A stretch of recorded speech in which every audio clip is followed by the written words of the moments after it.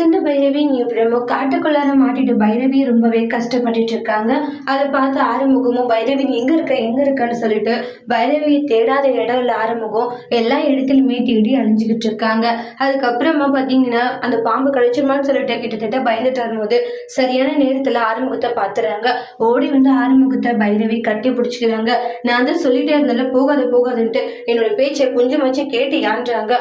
பாம்பு பாம்பு அப்படின்றாங்க. அதுக்கப்புறமா வந்து பாம்பு கிட்ட இருந்து காப்பாத்தணும்னு நினைப்பாங்க. அதுக்குள்ள பார்த்தா பாம்பு வந்து ஆறுமுகத்தை கடிச்சிருது. அதுக்கப்புறம் ஆறுமுகமும் அங்கேயே மயக்கி விழுந்துறாங்க.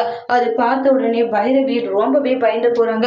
ஏய் நீ நடிக்காது எந்திரி அப்படின்றாங்க. அப்புறம் பார்த்தா காலில் அந்த பாம்புடைய விஷம் ஏறி இருக்கும். அதை பார்த்த உடனே பயங்கர அதிர்ச்சி ஆகுறாங்க. இப்போ என்ன பண்றதுன்னே தெரியல அப்படின்னு சொல்லிட்டு ரொம்பவே ஃபீல் பண்ணிக்கிட்டு இருக்காங்க பைரவி. உடனே காட்டுக்குள்ளாரே பார்த்தீங்கன்னா ஒரு அம்மா வைத்தியர் மாதிரி இருப்பாங்க.